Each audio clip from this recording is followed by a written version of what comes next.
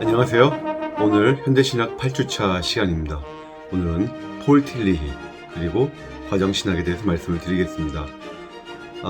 오늘 내용은 사실은 신학적으로 굉장히 재미있는 내용이라고 보기는 좀 힘들어요. 그래서 조금 지루한 내용이 들어있기도 하지만 그래도 잘 경청해 주시면 상당히 많은 신학적인 아마 자양분이 공급되는 그런 시간 되지 않으실까 생각이 됩니다. 좋은 소식은 드디어 저희가 반환점을 돌았다는 거예요. 그래서 지난주가 7주였고 오늘부터 8주입니다. 저희 강의는 모두 14주의 강의와 그리고 15주차 때 기말고사로 구성이 되어 있죠. 그러니까 지금 7주차가 끝났으니까 오늘로 8주차 드디어 반환점을 돈 겁니다. 원래 이제 전통적 기독교는 신적인 초월성을 많이 강조했었죠. 그러다가 19세기부터 20세기 초까지 자유주의 신학자들이 극단적으로 신적인 내재성을 강조를 했었고 그리고는 거기에 대해서 신적 초월성의 재확립을 통해서 새롭게 전통적 기독교가 새롭게 빛을 보게 된 그 시기가 신정통주의죠. 그 신정통주의가 대략 1920년 1차 세계대전 끝나고부터 대략 한 1960년 정도까지로 봅니다. 그런데 이 신정통주의자들은 또 오히려 신적 초월성을 너무 강조해서 너무 지나치게 간 것은 아니냐 이런 생각을 하는 사람들이 있었고, 그래서 그들이 보여주었던 그 과도함이 불편해서 이제 내재성을 재확립하려는 이런 시도들이 나타나게 됩니다. 다만 이 사람들은 이전의 그 문화기독교, 즉 자유주의 시대로 그대로 다시 회귀하는 것은 아니고요. 그 사이에 있었던 여러 실존주의적인 철학의 결과들, 그리고 또 과학적인 결과들을 포용을 해요. 그래서 고전적 자유주의자들과는 좀 사뭇 다른 모양을 보여주게 됩니다. 그러니까 이들은 신정통주의의 불을 한번 통과했기 때문에 좀 단련된 자유주의자들이다 이렇게 부를 수도 있겠죠. 여기에는 폴 틸리히의 신자유주의 그리고 과정철학을 기반으로 하는 과정신학, 이 두 가지가 가장 대표적인 것이 되겠습니다. 먼저 틸리히, 20세기 신학자들 중에서 가장 지성인들을 위한 사도로 불릴 만한 사람이 누구냐? 바로 틸리히라는 거예요. 틸리히는 당대 지성인들에게 기독교를 변증하던 사람입니다. 그러니까 틸리히는 교회 신학자라기보다는 어떻게 보면 일반 사회 속의 신학적 철학자다 이렇게도 볼 수가 있겠죠. 그리고 또한 신학자들에게도 영향을 많이 준 것은 사실입니다. 그래서 미국 조직신학에 미쳤던 가장 중요한 영향력이다, 이런 점에서 그가 유일무이하다 이런 말을 듣고 있다는 것이죠. 바르트와 여러 가지 면에서 좀 비교가 됩니다. 바르트와는 달리 이 틸리히는 세속적인 철학과 신학을 종합하는데 노력을 많이 기울였어요. 바르트는 철저히 철학을 배제한 오직 하나님의 계시 중심적인 신학만 했다 그랬잖아요. 틸리히는 세속 철학을 거기에 아주 중요한 요소로 종합을 시켰습니다. 그래서 바르트는 하나님의 계시로부터 출발했다고 볼 수 있겠죠. 틸리히는 인간의 상황에서 출발을 해요. 또 바르트는 하나님의 대답에서 출발했다고 볼 수 있는데 틸리히는 인간의 질문에서 출발을 한다. 바르트는 교회를 바꿔서 현대세계 안에서 영향력을 발휘하게 하라. 틸리히는 교회의 메시지를 바꿔서 현대세계에게 말할 수 있도록 하라. 이것이 이제 두 신학자의 차이점이 되겠습니다. 그 자세한 내용을 조금씩 설명을 드릴게요. 틸리히는 독일 베를린 근처에서 루터교 목사님의 아들로 태어났는데 베를린, 튜빙엔 그리고 할레 대학에서 공부했어요. 다 자유주의 신학을 공부했던 것이고 할레 대학도 경건주의로 시작했던 학교지만 나중에는 또 계몽주의 사상이 많이 침투했다고 그랬죠. 그리고 PhD를 받고는 1912년에 루터교 목사 안수를 받습니다. 그리고는 이제 1차 세계대전 때 군목으로 참전을 해요. 많은 장례식을 집전을 하죠. 죽은 병사들을 많이 받고, 이때 그가 가졌었던 좀 자유주의적이었던 낙관주의 역사관들이 좀 수정이 됩니다. 전쟁이 끝난 다음에는 베를린 대학에서 강사를 5년 동안 했고 또 마르부르크 대학에서 부교수를 하다가 프랑크푸르트 대학에 신학 교수가 아닌 철학 교수로 와요. 그런데 여기에서 나치와 갈등을 많이 빚습니다. 국가의 적이라는 말도 들었고 그가 썼던 책들이 소각이 되고 비유대인 중에서 최초로 교수직이 박탈이 돼요. 게슈타포가 항상 그를 미행했다 그러고요. 그러다가 1933년에는 이 해는 이제 히틀러가 총리가 이제 되는 해죠. 힌덴부르크 대통령이 이제 총리로 자기의 상대 당이었던 이제 나치당의 히틀러를 총리로 삼았는데 이 47세에 그가 굉장히 위기에 처합니다. 교수직도 뺏겼고 이 상황에서 라이놀드 니버가 있었던 유니온 신학교에서 초청이 와요. 그래서 이때 도미를 합니다. 47살 이 중년의 나이에 이제 도미를 하는데 얼마나 힘들었을까요? 가서 미국에서 특별히 영어 공부하는데 아주 힘들었다고 그래요. 근데 미국 가는 길에 틸리가 이 말씀을 본 것으로 되어 있습니다. 창세기 12장 1절 2절 너는 너의 본토 친척 아비집을 떠나 내게 지시할 땅으로 가라. 이 말씀이 아마 굉장히 힘이 됐겠죠.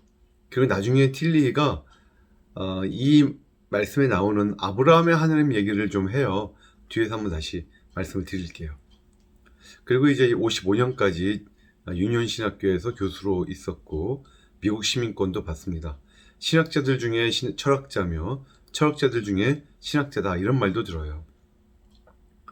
근데 사실은 신학자들 중에서 틸리 싫어하는 분들이 특히 보수주의권에서 많고 철학자들도 또 보면은 틸리의 철학을 신뢰하지 않는 철학자들이 또 꽤 있는 것 같아요.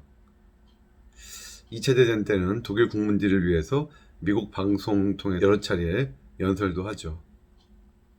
하버드 대학교에서는 나중에 이제 유니온 신학교를 마친 후에 하버드 대학교에서 대학교 석좌 교수라는 이런 교수로 청빙이 돼요.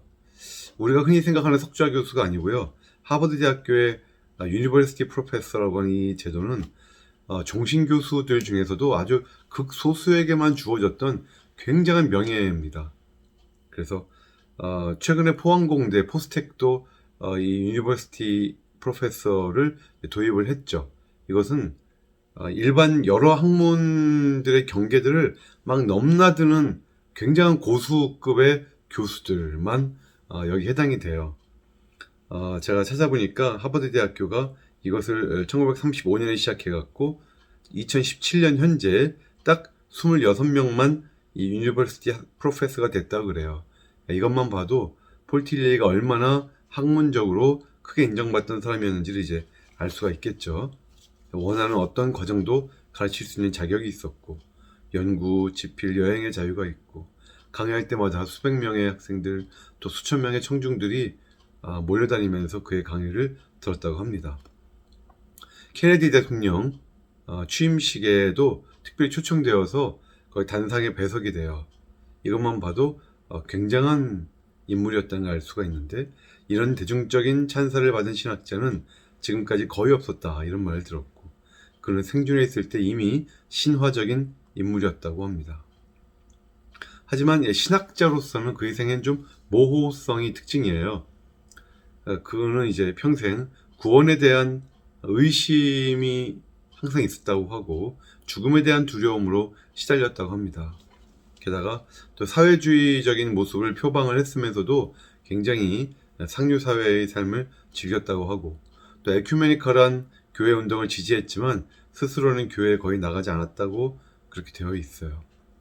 또 우리 이 책에 보면은 매우 문란한 생활을 했던 것으로 되어 있는데 제가 이건 자료를 찾아보기가 좀 어려웠습니다. 근데 아마 이 책에까지 신학책에까지 나온 것을 보면 아마 꽤 유명한 가십들이 많이 있었던 것 같아요. 틸리히는요, 의심은 믿음이 반드시 가지는 요소다라고 생각을 했어요. 그리고 소회와 소원이 인간 삶의 근저를 이룬다. 뭔가 실존주의 냄새가 좀 나죠. 실제로 틸리히가 미국으로 간 1933년에 그가 독일에서 하이데거를 아마 만났던 것 같아요. 그래서 하이데거 영향도 좀 있는 것 같습니다. 틸리히의 전제들을 모두 5가지로 이제 정리를 할 건데요. 첫째는 신학은 변증적이다. 무슨 말이냐면 신학은 반드시 현대 상황에 맞는 방식으로 개념을 만들어 갖고 전달을 해야 된다. 사람들은 과학, 예술, 경제, 정치, 윤리 다양한 면에서 막 발전하고 있는데 교회는 똑같은 1000년 전이나 500년 전이나 2000년 전이나 똑같은 방식으로 똑같은 형식으로 대답을 하면 안 되고 이 사람들의 어떤 삶의 방식에 맞게 그들에게 맞추어서 교회의 메시지를 전해야 된다. 신학은 반드시 인간의 현대적 상황에 맞는 방식으로 대답하는 신학이어야만 된다. 물론 기독교의 본질은 유지해야 되겠죠. 따라서 사람들에게 그저 메시지를 던지려고만 하는 근본주의라든지 신정통주의를 싫어했어요. 틸리히는. 무조건 그렇게 대답을 던지지 말고 좀 사람들이 뭘 질문하는지를 들어봐라. 이게 이제 틸리히의 얘기였죠. 뭐 일리는 있습니다. 또 두 번째 전제는 기독교 메시지와 현대문화 사이에 어떤 공통적인 기초가 있다는 거예요. 그러니까 최소한 현대적인 존재 안에 내재된 질문들은 신학에 의해서 답변될 수 있고 또 답변되어야만 된다. 꼭 우리 지난번에 배웠던 라이놀드 니버의 기독교의 적실성, 복음의 적실성, 그 떠올리시죠? 복음은, 기독교는 모든 사회의 문제, 사람들의 모든 현 상황에 대한 질문들에 대답을 해야 돼요. 또 그런 능력이 있어요. 우리 복음에. 이것을 지금 틸리히가 얘기하고 있는 거죠. 세 번째 전제는 철학은 신학을 하는데 필수적이다. 왜냐? 철학은 신학에 답할 수 있도록 질문을 던져줘요. 또한 신학이 제시하는 어떤 답변의 형식도 제공해줘요. 질문도 철학이 하고 또 답변의 형식도 철학이 제공해 준다는 거예요. 그래서 틸리히는 바르트와는 달리 철학을 매우 존중하였다. 철학을 심각하게 생각하지 않았다는 점이 작품에 드러나는 사람이라면 아무리 훌륭한 신앙인이고 학자라 할지라도 그를 신학자로서 진지하게 취급하지 말아야 한다. 제가 보기에는 혹시라도 이게 틸리히가 바르트를 이런 식으로 돌려서 비판한 게 아닌가 싶기도 하고요. 그런데 제가 가지고 있는 자료에서는 틸리히와 바르트의 어떤 만남에 대한 얘기는 잘 찾아보지 못했습니다. 33년까지 분명히 독일에 있었는데 바르트와 어떤 연관이 좀 있었는지, 또 나중에 바르트가 은퇴하고 나서 바젤 대학교 은퇴하고 나서 미국을 순회 강연을 다니잖아요. 혹시 그때 틸리히와 무슨 어떤 연결점이 좀 있었는지 자료를 제가 잘 찾지를 못했습니다. 어쨌든 좀 방향은 달라요, 둘이서. 그리고 아브라함과 이삭과 야곱의 하나님은 철학자들의 하나님과 동일한 하나님이다. 제가 뒤에서 말씀드리겠지만 이거가 틸리히의 강한 신학적인 어떤 메시지와 모순된 말을 한 거예요, 사실은. 근데 어쨌든 33년에 미국으로 도미할 때 아브라함의 하나님이 자신에게 얼마나 힘이 됐었는지를 이 말 한 것만 봐도 좀 이해할 수도 있을 것 같습니다. 네 번째 전제는 신학의 가장 유용한 철학은 존재론이다. 특히 실존주의적 존재론이다. 틸리에게는요, 철학은 곧 존재론이었다는 거예요, 온톨로지. 즉 존재론은 모든 철학의 진정한 중심이다. 왜 그렇게 존재론이 신학에 유용하냐? 그것은 그 존재론의 여러 만들어진 결론들 때문이 아니고 존재론이 제기하는 질문들 때문에 존재론이 우리 신학에 유용하다는 거예요. 예를 들면 존재론에서 언제나 비존재라는 말이 나와요. non-being. 우리로선 죽음과 거의 같은 말이 되겠죠. 비존재. 이건 고대 헬라 철학자들도 이것 때문에 고심했고 또 20세기 실존주의 철학자들도 이거 갖고 씨름해온 문제예요. 그런데 비존재에 대한 불안은 모든 유한한 존재들이 다 상존해 있죠. 사실 그런 의미에서는 비존재는 우리의 존재 속에 포함되어 있다고 볼 수도 있어요. 왜냐하면 모든 존재는 비존재의 위협 속에 살고 있기 때문이죠. 따라서 존재는요, 이 비존재의 위협을 지속하고 또 나의 어떤 존재성을 떠받쳐주는 어떤 존재의 힘이 있다면 그 존재의 힘은 도대체 무엇일까라고 질문을 하게 돼요. 물론 굉장히 철학적인 질문이지만. 그리고 그 힘은 유한할 수는 없어요. 내가 유한하니까 그 힘은 유한할 수는 없겠죠. 그러니까 그 힘은 뭔가 존재 자체거나 존재의 근거여야 되겠죠. 그러니까 틸리히는 이렇게 비존재와 그리고 존재의 힘에 대한 어떤 존재론이 물어보는 이 질문이 하나님이라고 하는 대답을 요구한다는 거예요. 그러니까 이러한 존재론적 질문이 없다면 하나님이라고 하는 신학적인 답도 우리가 이해될 수가 없는 것이라는 거예요. 좀 내용은 어렵지만 일리가 있는 것 같죠. 더더욱이 실존주의적인 존재론이 기독교 신학을 위해서 아주 행운과 같다고 말을 합니다. 왜냐하면은 우리 신학이 대답하기에 특별히 더 적절한 질문을 던져줘요. 실존주의가. 그래서 존재론적 질문과 답변들은 철학과 신학의 공통적인 근거를 형성한다. 철학자와 신학자는 누구도 이 존재론적 질문들을 피해갈 수 없기 때문이다. 물론 접근 방법은 상당히 다르다. 그런데 여기서 이제 접근 방법이 다르다 이 말만 딱 보면 마치 신학은 뭐 계시에 의해서 답변을 할 것이고 또 철학은 아래로부터 인간의 상황에서 질문할 테니까 서로 접근하는 방법이 다르겠지. 이렇게 생각하기 쉽지만 틸리가 말하는 얘기는 그게 아니고요. 신학은 궁극적 존재를 바라볼 때 언제나 열정을 느끼고 또 두려움도 느끼고 사랑을 가지고 보게 된다는 거예요. 그러니까 신학은 궁극적 존재에 대해서 어떤 주관성을 갖고 보게 된다는 거예요. 감정을 가지고 보게 된다는 거예요. 하지만 철학은 뭔가 객관적인 자세로 초연하게 바라볼 수 있다는 거예요. 그러니까 그런 점에서 차이가 있다는 거지 어떤 위로부터의 계시를 지금 말하고 있는 건 아니죠. 우리에게는 이 두 자세가 다 필요하다는 겁니다. 두 개가 상호 의존적이다. 두 개를 우리가 다 가지고 있어야 한다는 거죠. 다섯 번째 전제는 인간은 소우주다라고 얘기를 해요. 그러니까 인간에게 나타나는 존재의 힘과 구조들의 표현 양식이 다른 피조물들과는 달라요. 즉 인간은 그들보다 열등하거나 그들보다 고등한 여러 존재의 구조들에 대해서 개방되어 있죠. 또 거기 참여하죠. 그러니까 인간 존재라는 것은 어떤 궁극적 실제에 대한 단서들을 이제 제공한다는 거예요. 자, 이렇게 전제들을 봤는데 대부분의 철학자들은요, 특히 영미권 대부분의 철학자들은 틸리히가 철학을 존재론과 동일시한 것을 굉장히 부정적으로 봐요. 왜냐하면 철학인 인신론이라고 하는 또 다른 굉장히 중요한 분야가 있거든요. 게다가 철학과 신학이 이렇게 불가분의 관계에 있다고 말한 것도 굉장히 못마땅하게 생각들을 합니다. 철학은 철학이지 어떻게 철학을 신학과 자꾸 연결시키느냐 이렇게 보는 거예요. 그럼 신학자들은요? 많은 신학자들은 틸리히에 대해서 역시 불만이 많아요. 왜냐하면 그가 기독교 신학을 독립적인 신학이 아니라 어떤 존재론적 사유의 어떤 철학적 사유의 포로로 만들어버렸다는 거예요. 신학의 자율성이 없어진 거잖아요. 철학에 물어볼 때까지 기다려야 되잖아요. 자율성이 심하게 침해를 받았다는 것이고, 게다가 성경적 인격주의, 우리 지난번에 브루너 할 때 배웠던 비블리컬 퍼스널리즘, 뭔가 이게 뭐예요? 나와 하나님과의 관계, 나와 당신, 나와 너의 관계예요. 이거는 이 만남 속에서 계시가 이루어지는 거겠죠.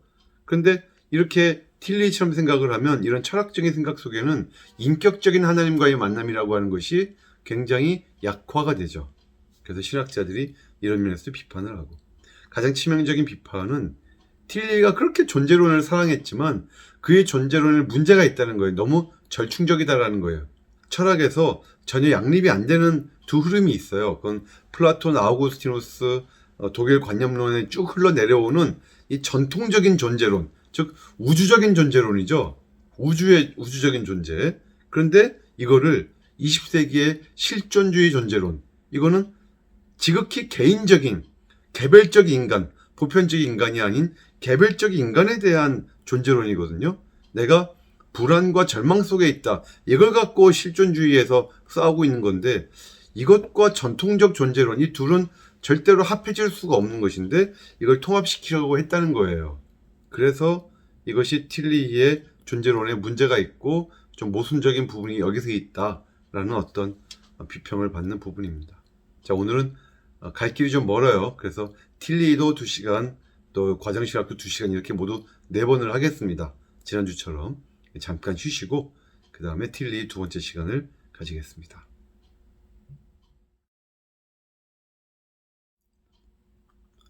자, 잘 쉬고 오셨죠? 이제 틸리히 2번째 시간입니다. 틸리히 하면 떠오르는 중요한 방법론이 뭐냐면 바로 이거예요. 들어보셨을 거예요 아마. 상관의 방법, Method of Correlation. 이게 뭐냐면요, 우리 좀 전에 얘기한 거 비슷해요. 기독교 신앙을 설명할 때 실존적인 질문과 신학적인 대답을 이렇게 연결시켜서 설명하자는 거예요. 그러니까 질문은 철학이 하고 대답은 신학이 한다 그랬죠. 맞아요. 그 방식이에요. 근데 이런 식으로 하려고 할 때 3가지를 의식적으로 배제하려고 하는 거예요, 지금. 첫 번째는 초자연주의적인 접근법, 슈퍼내추럴한 접근법을 우린 배제하겠다는 거예요. 그러니까 이건 이제 많은 보수적인 신학자들, 전통적 기독교의 방법론이죠. 하나님이 초자연적으로 우리 인간에게 어떤 계시를 주시는 거. 근데 이것은 사람들의 질문이나 관심과 무관해요. 상황과 무관해요. 그러니까 이건 안 된다는 거예요, 이 방법이. 그러니까 우리가 물어보지도 않은 질문인데 우리가 꼭 그걸 물어본 것처럼 하나님이 이렇게 대답을 주신다는 거죠. 난 물어보지도 않았는데. 이런 거예요. 여기 대해서 보수주의자들은 어떻게 반응하느냐. 그러면 인간이 그러면 올바른 질문을 할 수는 있는 것이냐? 이렇게 비판을 해요. 왜냐하면 인간은 타락했잖아요. 그러니까 인간은 그들의 타락으로 말미암아 올바른 질문을 할 수가 없는데, 올바른 질문을 못하는데 올바른 대답을 어떻게 기대할 수 있겠냐.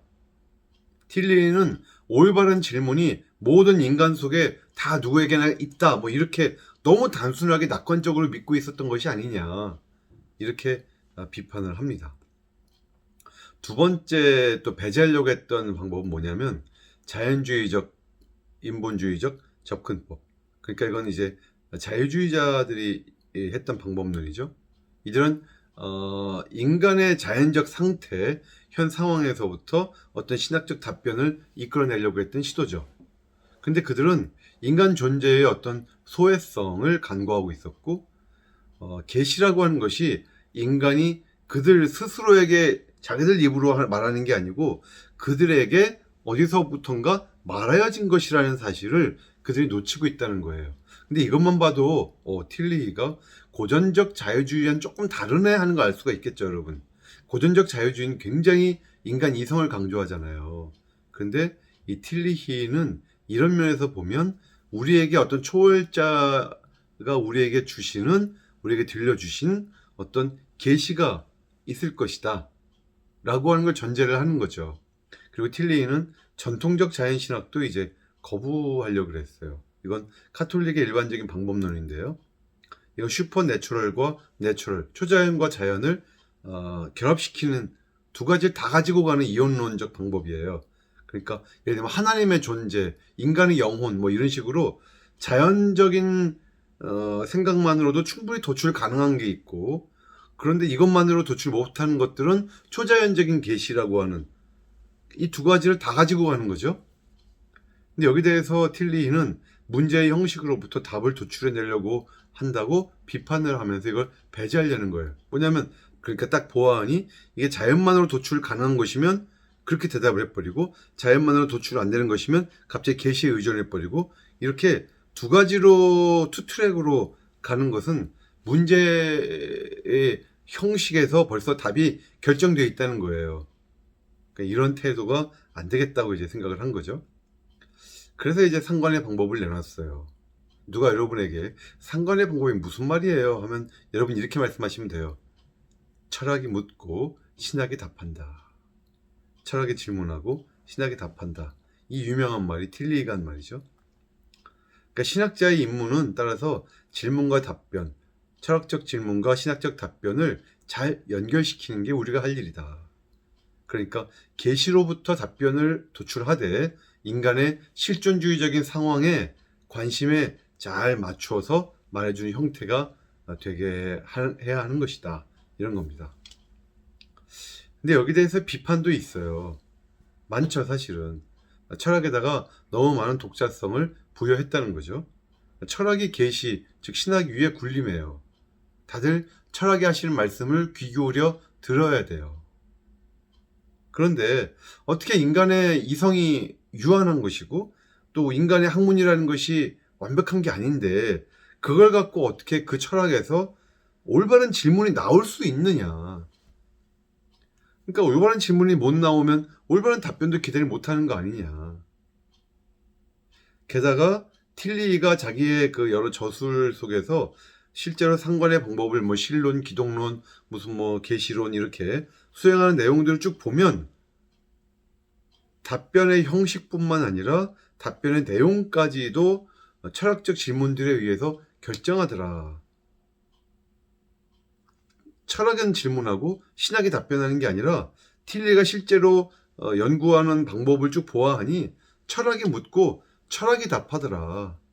그러니까 분명히 철학이 질문을 하고 신학이 어떤 식으로 답변해야 된다고 답변의 형식만 철학이 제공해 준다 그랬었는데 분명히 처음에는. 근데 답변의 형식이 아니라 답변의 내용마저도 철학이 제공해 주더라. 이렇게 생각을 한 거예요. 많은 사람들이 보니까. 그러니까 이건 완전히 엿장수 맘대로인 거죠. 프로크루스테스의 침대가 된 거예요. 머리하고 다리 다 잘라버리고 내 마음대로 원하는 만큼만 가져가는 거예요. 견강부회적 답변에 불과하다.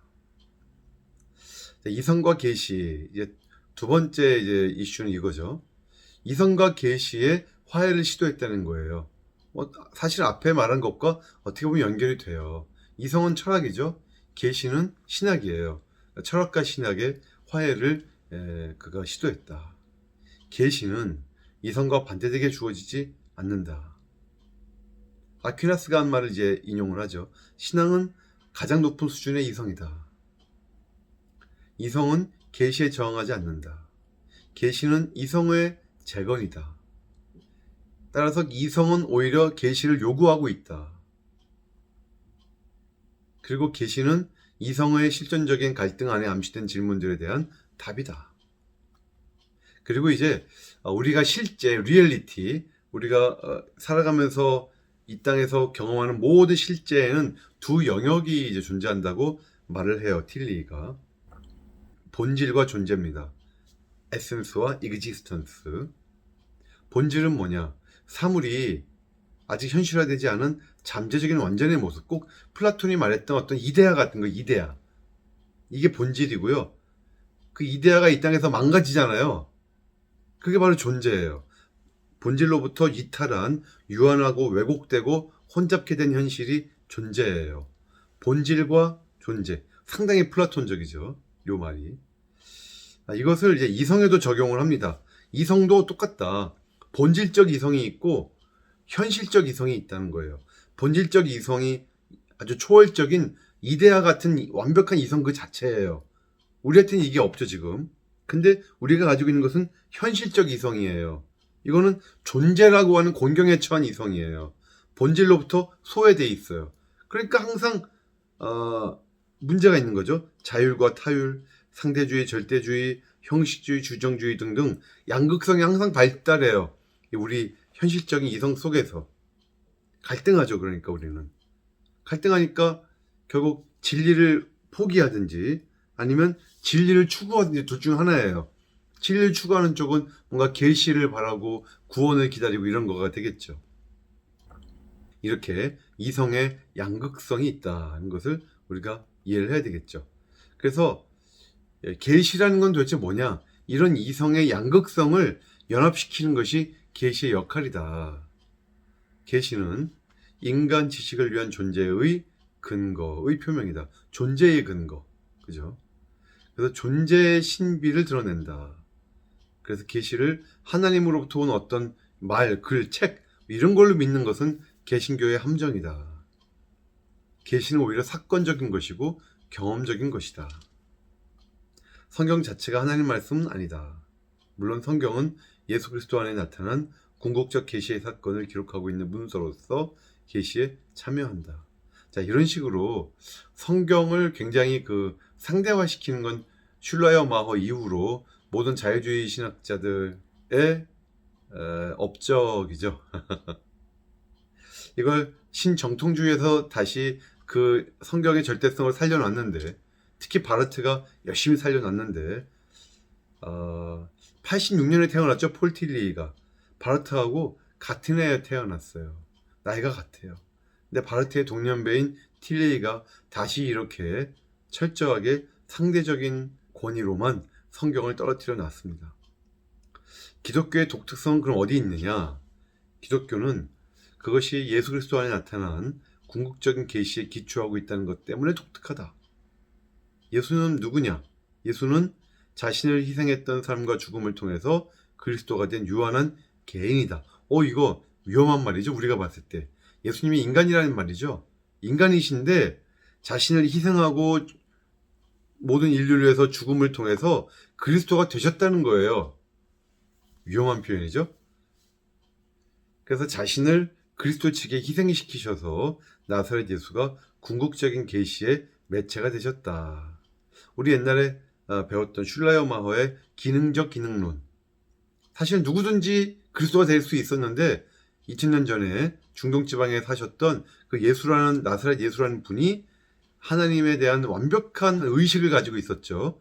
그래서 그 완벽한 하나님 의식을 갖고 있던 그분이 그리스도가 되었다. 기능적 기독론. 어떻게 보면은 폴 틸리도 그런 것이죠. 틸리의 또 하나의 중요한 그 이슈는 이거예요. 하나님 위에 계시는 하나님, 하나님 너머에 계시는 하나님. God above God. 앞에 God은 뭐고 뒤에 God은 뭘까요? 그래서 틸리의 신론이요. 바로 이 틸리가 말했던 모든 신학 내용들 중에서 제일 논쟁이 많이 됐던 부분이에요. 자, 한번 들어볼게요. 뭐라고 했는지.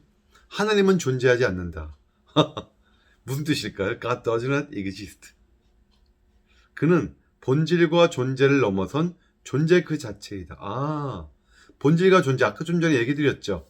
에센스와 existence, 이거를 넘어선, 왜냐면 본질과 존재는 우리 유한한 우리에 대한 얘기들이잖아요. 그러니까 이거를 넘어섰어요. 하나님은 넘어선 어떤 being itself, 존재 그 자체다. 그러니까 하나님이 존재하신다, exist 한다고 주장하는 것은 하나님을 부인하는 것이다. 이 말이 여러분 이해는 되죠? 그러니까 하나님은 존재하실 수가 없는 거예요. 왜냐하면 하나님 존재하신다라고 말하는 그 순간 하나님도 유한한 하나님이 되시는 거예요. 존재는 본질에서부터 뭔가 왜곡된, 변형된, 그죠? 그거잖아요. 그러니까 하나님은 존재하시지 않는다고 말을 해야지 맞는다는 거죠. 하지만 하나님이 안 계신다는 건 아니에요. 안 계신다는 건 아니지만 존재하진 않으신다. 철학자들은 참 말을 이런 식으로 묘하게 만들어 놓습니다. 그래서 여기서 그 틸리가 하는 말을 잘 이해해야 되겠죠. 그래서 틸리가 그럼 무신론자냐? 틸리를 무신론자라고 말하는 사람들도 있어요. 비평가들 중에 실제로. 그런데 틸리가 말했던 본질과 존재의 정의를 보면 이건 분명히 틸리가 자신이 말했던 본질과 존재의 정의상 틸리는 이렇게 말할 수밖에 없는 거예요. 그러니까 이건 우리가 흔히 생각하는 그런 무신론은 아니죠. 자, 그럼 하나님이 답이다. 그러면 질문은 뭘까요? 하나님은 우리 존재 안에 암시된 질문, 즉 비존재도 내가 소유하고 있는데 이 존재라고 하는 내가 존재케 되는, 나를 떠받치고 있고 나의 존재의 근거가 되는 그 존재 그 자체, 존재의 근거, 이 존재의 힘, 그건 뭐냐? 라고 철학이 물었을 때 그 답이 바로, 신학이 내줄 수 있는 답이 바로 그것은 하나님이요 라는 거예요. 이게 상관의 방법이죠. 그래서 만약에 하나님이 인간의 유한성 안에 암시된 질문에 대한 진짜 대답이 이시라면 그분은 단순히 하나의 존재일 수가 없는 거예요. 그분은 being이 아니에요. 존재의 힘이에요. 비존재에 한거하는 힘이고 무한한 존재의 힘이고 또 존재 그 자체여야 돼요. 존재의 힘은 그 정의상 존재할 수가 없다. 왜냐하면 존재는 유한한 존재의 한 형식, 즉 이탈과 소외의 형태이기 때문이에요. 존재라는 것은 이미 본질로부터 왜곡된 상태잖아요. 하나님이 그러신 분일 수는 없는 거죠. 모든 특정 존재들은 비존재에 참여하는 유한한 존재들이에요. 우리가 다 그렇죠. 따라서 우리의 존재를 떠받쳐주는 존재의 힘이 필요해요. 그게 하나님이라는 거예요. 그런데 만약에 하나님이 어떤 하나의 존재시라면 그분은 존재의 힘일 수가 없고 그분도 어떤 다른 존재의 힘이 필요하다는 거예요. 그 뜻은. 이것이 바로 하나님 위에 계신 하나님의 뜻이라는 거죠. 하나님 위에 계신 하나님. 앞에 있는 하나님은요, 전통적인 기독교의 하나님이에요. 그 인격적인 하나님. 존재로서의 하나님. 근데 뒤에 하나님은 존재 자체, 존재의 힘, 존재의 근거로서의 하나님이에요. 철학자들의 하나님이죠. 그러니까 하나님 위에 계신 하나님 할 때요, 앞에 하나님은요, 기독교의 하나님이에요. 신학의 하나님. 그리고 하나님 위에 계신 하나님이라고 할 때 그 뒤에 있는 하나님은 따라서 철학자들의 하나님이에요. 그러니까 아까 우리가 분명히 그랬잖아요. 틸리가 아브라함과 이삭과 야곱의 하나님, 즉 기독교의 하나님과 철학의 하나님은 같다. 그런데 하나님 위에 계신 하나님이라고 말을 함으로써 기독교의 하나님과 철학의 하나님이 좀 다를 수 있다고 하는 어떤 주장을 지금 하고 있는 거죠. 틸리는 하나님의 초월성을 강조하려고 노력은 했어요. 왜냐하면 존재 자체라고 하는 것은요, 이건 비존재에 참여하지 않는 것이고 모든 유한한 것들을 무한하게 초월하시는 분이잖아요. 그러니까 존재 자체라고 하는 것은 하나님의 초월성을 엄청나게 높여놓은 거예요, 사실은. 즉 절대적이고 무한적으로 자유로우신 하나님은 존재 자체라고 하는 이런 표현처럼 어떤 상징적으로 말하지 않고는 표현이 불가능한 분이시죠. 그런데 어때요? 하나님의 내재성을 또 강조하죠. 하나님과 세계는 서로에게 참여해요. 즉 모든 유한한 것은요, 우리 존재는 만물의 근거가 되는 존재의 근거인 존재 자체에 참여한다고 했고요. 또 하나님도 존재하는 모든 것에 대해서 근거와 목적으로서 존재에 대해 절대적으로 무조건적으로 참여하세요. 이걸 다른 말로 하면 하나님은 이 세계를 초월하시고 세계도 하나님을 초월해요. 그리고 동시에 하나님은 이 세계 안에 내재하시고 이 세계도 하나님 안에 내재하는 거예요. 그러면 이 세계가 하나님 안에서 떠날 수 없듯이 하나님도 이 세계를 떠나서 존재하실 수가 없는 것이라는 뜻이겠죠.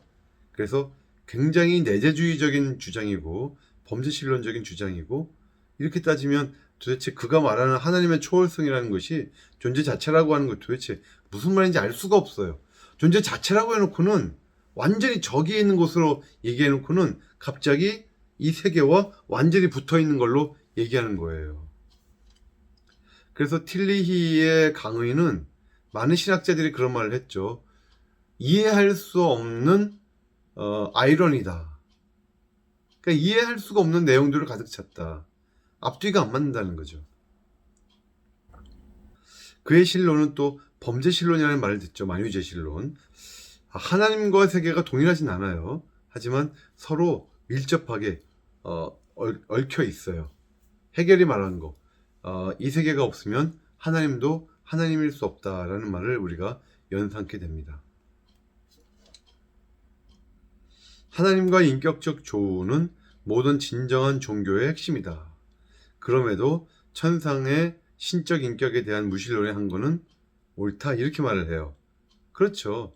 천상의 하늘 위에 저 존재하시는 하나님, 이렇게 말하는 것은 무신론이라는 거예요. 이렇게 말하면 안 된다는 거예요.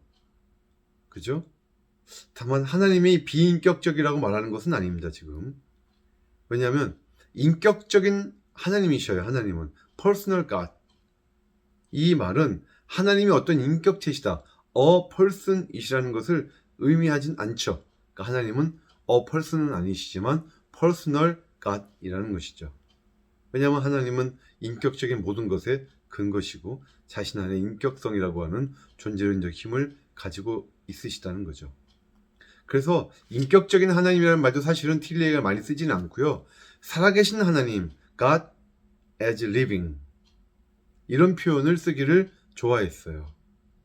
근데 이것은 사실 슐라이어마허라든지 많은 자유주의 신학자들이 유사성을 보여요. 살아계신 하나님, 그러니까 인격적인 하나님은 전통적 기독교나 신정통주의가 많이 얘기했던 거고, 자유주의 쪽은 그래서 살아계신 하나님, 물론 이 성경에도 물론 많이 나오는 표현입니다만, 살아계신 하나님은 자유주의 쪽에서 많이 사용을 하고 있다는 거죠. 특히 틸리가. 그래서 하나님 위에 계시는 하나님과 우리가 기도할 수 있는 하나님과 동일하신 하나님이다, 이렇게 말을 해요. 틸리가. 아까도 우리가 아브라함과 이삭과 야곱의 하나님과 철학자 하나님과 같다 그랬죠. 지금도 요 말도 그렇고 다 모순인 거예요. 그러니까 우리가 기도할 수 있는 하나님은 어떤 존재신 거예요. 인격적인 존재. 인격적인 존재가 아니시라면 어떻게 인격일 수가 있겠어요, 그분이. 그래서 이런 말들은 틸리 스스로 모순에 빠지는 말들이다 하는 것이죠. 틸리의 기독론을 볼게요. 기독론은요, 먼저 인류의 타락 스토리를 이렇게 봐요. 틸리는 인류가 본질에서 존재로 옮겨간 보편적 전이다. 그러니까 그것은 시공간에서 일어난 실제 사건이 아니고 초역사적인 하나의 상징적인 것이다. 문자적인 해석을 배제하는 거죠. 이건 이제 라이놀드 니버와 비슷한 얘기입니다. 그래서 존재론적 필연은 아니에요, 타락하는 게. 인간의 존재가 곧 반드시 타락하게 되는 건 아니라는 거죠. 하지만 현실화된 창조와 사실상 동일하다. 그러니까 하나님이 인류를 창조하셨을 때 그 창조된 인간의 모습이 존재잖아요, 지금. 그럼 본질로부터 이미 떨어져 나왔기 때문에 벌써 이것이 자신의 존재가 현실화가 되면 당연히 죄를 지을 수밖에 없다. 타락할 수밖에 없다. 인간은 자유를 실현하려는 욕망과 그가 꿈꾸는 순결을 보존하려는 요구 사이에 갇혀 있다. 그래서 그의 유한한 자유의 힘을 가지고 그는 현실화의 결정을 내린다. 그렇게 해서 죄를 짓게 된다는 거죠. 이렇게 따지면 아까는 존재론적 필요는 아니라고 해놓고요, 죄가. 근데 이렇게 따지면 존재는 죄를 지을 수밖에 없는 필연적 존재잖아요. 그러니까 스스로 말해놓은 것에서 어떤 모순이 자꾸 생기죠. 어쨌든 타락은 인류에 대한 본래적 사실이다. 인간이 존재론적으로 존재의 상태로 타락한 것은 시공간에서 발생하는 모든 것을 선행한다.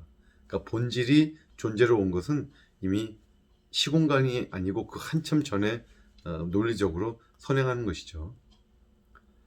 그래서 따라서 우리의 존재를, 이 타락한 존재를 본질과 재결합시키고, 그래서 불안과 절망, 우리의 본질적인 존재적인 문제를 극복할 어떤 새로운 존재가 필요해요.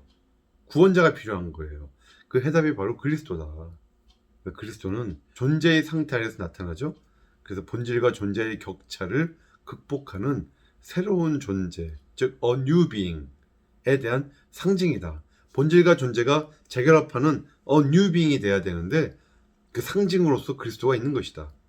이렇게 따지면 역사 비평가들이 열심히 연구한 결과로 나사렛 예수시라는 분이 2000년 전에 이 땅에 사신 적이 없다고 진짜 결론을 내려줬다고 할지라도 이 새로운 존재의 현존에 대한 우리 믿음은 아무런 영향을 받지 않을 것이다. 제가 지난주에 라이놀드 니버 때 했던 얘기 비슷하죠. 그러니까 이렇게 나사렛 예수님을 무시하고 경시하는 거예요. 역사적 논증이 아니라 참여가 바로 기독교가 그 근거로 삼고 있는 사건의 현실성을 보장한다. 그것은 새로운 존재가 옛 존재를 정복한 인격적 삶을 보장한다. 자꾸만 이렇게 그리스도를 상징적인 의미로만 보죠. 그러나 그의 이름이 나사렛 예수여야 한다는 사실을 보장하지는 않는다. 그러니까 나사렛 예수가 설사 안 계셨어도 그리스도라고 하는 하나님의 어떤 상징을 우리에게 계시로 주셨으면 그걸로 충분하겠다, 이런 거예요. 말도 안 되죠. 그래서 성육신을 배제합니다. 예수님은 인간이에요. 하나님도 아니고 신성도 없습니다. 실존적 소원의 상태에서 한 인간적 생애의 모습으로 나타난 본질적 인간이에요. 독특하죠. 예수님이 어떻게 본질적 인간일까요? 존재인데. 그를 통해서 인간은 존재 안에 있으면서도 본질화된다. 즉 하나님과 인간의 본래적 연합이 그리스도 안에서 회복이 되죠. 성경에 보면 예수님하고 하나님 사이에 어떤 소원 같은 게 없잖아요. 거리가 없잖아요. 이런 소원의 극복이 바로 그의 그리스도됨이다. 그러니까 예수님이라는 분은 그리스도로서 자신을 희생할 때 그리스도로서 자신의 성격을 입증하고 확인한다. 이것은 예수님과 그리스도를 분리하는 이원론적 기독론, 즉 영지주의적 기독론이다. 이게 무슨 뜻인지는 좀 뒤에서 다시 정리를 해드릴게요. 그리고 예수님의 부활, 선제, 동정녀 탄생, 승천 등등등 다 부인해요. 이게 다 보상의 이론이라는 거예요. 그러니까 예수님 죽은 다음에 제자들이 믿음이 너무 좋아서 예수님을 그렇게 높은 신적인 위치로 보상시켜 놓은 것이다. 불트만도 예수님 부활을 그런 식으로 이해했죠. 틸리히의 기독론은 그래서 상당히 이단적이에요. 기본적으로 양자론입니다. 그죠? 인간이었지만 하나님의 그리스도로 양자 삼으신 거예요. 그리고 신성과 인성을 완전히 분리시킨다는 점에서 네스토리안적이다. 네스토리아는 예수님을 신성과 인성 다 가지신 분으로 인정은 하는데 우리는 예수님 완전한 하나님이시고 완전한 인간으로 봐요. 100% 하나님, 100% 인간. 이게 우리 복음적인 성경적인 이해죠. 근데 이 네스토리아는 50% 신성, 50%의 인간이에요. 그러니까 이거는 느슨하게만 결합되어 있고 언제든지 그냥 분리될 수 있는 것이죠. 나중에 네스토리우스는 에베소 공의회 때 이제 이단으로 정죄되고 파문되죠. 근데 그의 기독론이 영지주의적 기독론이라는 게 무슨 말이냐면요. 여러분 영지주의 아시죠? 이 고대 이단인데 이들의 기독론에 따르면 예수님을 첫째 가연설로 본 사람들이 있었죠. 도세티즘. 가연설 뭔지는 아시죠? 예수님이 이 땅에 그 영적으로 오셨고 육체를 가지지 않으셨다는 거예요. 그저 나사렛 예수라고 하는 어떤 인간처럼 보이는 모습은 가지고 계셨지만 그게 진짜 인간이 아니고 그냥 영이었다는 거예요. 영. 그러니까 가연설 주의자들은 그런 말도 하죠. 갈릴리 호수를 거닐던 예수님과 12제자의 발자국을 조사해 보니까 12명 분만 찍혀 있더라. 예수님 발자국은 안 찍혀 있는 거. 이런 게 이제 예를 들면 가연설인데. 그런데 영지주의자들은 대부분 가연설보다는 이원론을 지지했어요. 즉 영적인 그리스도가 나사렛 인간 예수의 몸을 이용하셨어요. 이렇게 같이 거니시다가 예수님이 십자가에서 달려서 죽기 직전에 그리스도는 하늘로 올라가신 거죠. 그러니까 인간 예수는 그냥 아무것도 아닌 거예요. 그래서 심지어 영지주의 분파 중에서는 인간 예수님을 저주하도록 요구하는 분파도 있다고 그럽니다. 그래서 고린도전서 12장 3절 말씀이 그런 의미에서 의미가 있다고 신학자들이 보통 생각을 해요. 거기 보면은 하나님의 영으로 말하는 자는 누구든지 예수를 저주할 자라 하지 아니하고. 왜 누가 예수를 저주한다는 거지? 당시에 영지주의자들 중에서 인간 예수님에 대해서 저주하라 이렇게 요구하는 그런 분파가 있었기 때문에 이런 말씀이 성경에 있는 것이다. 이렇게 이해하는 신학자들이 많다는 것이죠. 그래서 그가 나사렛 예수와 인간이 아닌 그 그리스도, 인간 예수와 인간이 아닌 그리스도를 자꾸 이렇게 과격하게 구분하려고 시도하는 것은 또 일종의 이런 영지주의적인 이분법적인 이원론적인 관점이다. 이렇게 되면 예수님의 신성은 확실히 이제 그리스도의 신성은 배격이 되는 것이고 예수님의 인성조차도 인식 불가능이라고 그가 주장을 해요. 심지어 예수님이 이 땅에 안 사셨어도 상관없다는 거잖아요, 지금. 그러니까 칼케돈 공회회 때 뭐라고 했어요? 예수님의 두 본성, 양성을 확립했잖아요. 그러니까 예수님은 완벽한 하나님, 완벽한 인간이에요. 거기서 확정이 되고 이게 우리의 신앙 고백인데 이 두 가지 본성이 다 신성과 인성이 다 한없이 깊은 구멍으로 추락했다는 거죠. 자, 이제 마지막 슬라이드인데요. 그래서 비판은 이렇게 해요. 그가 철학적 질문의 형식이 신학적 답변의 형식이 아니라 내용까지 결정케 만드는 극단적인 오류를 저질렀다. 저는 이렇게 생각합니다. 그가 너무 철학적인 프레임, 즉 본질과 존재라고 하는 철학적 프레임으로 질문하고 그 답변도 그 프레임 속에서만 찾으려고 하다가 보니까 무리수를 많이 두었던 것 같아요. 뭐 자기가 자기께 넘어갔다 이렇게 볼 수도 있을까요? 그랜치는 이런 말을 했습니다. 기독교적 메시지를 제안하고 잘라버림으로써 그 메시지가 정확하게 무엇인지 알아볼 수 없게 만들었다. 그리고 아까 설명했듯이 신자유주의자로서의 틸리히는 고전적 자유주의자들에 비해서 하나님의 초월성을 꽤 살리려고 노력은 했던 것 같아요. 하지만 결국은 그 둘을 다 갈갈이 찢어놓고 말았어요. 보세요. 그가 말하는 하나님은 정확하게 어떤 하나님인가? 존재에 의해서 손상되지 않는 존재 자체인가? 아니면 이 세계의 과정에 내밀하게 연루되어 있는 하나님인가? 그의 전반적인 신학을 보면 후자를 선호하거든요. 이건 내재주의이죠. 범죄신론이라고요.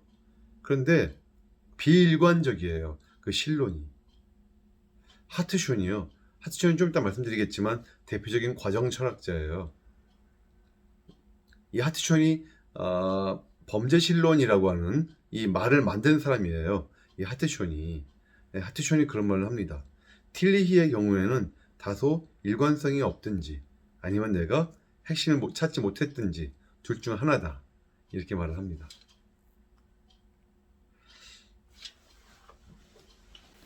틸리가 하는 말이죠. 의심은 믿음의 반대말이 아니다.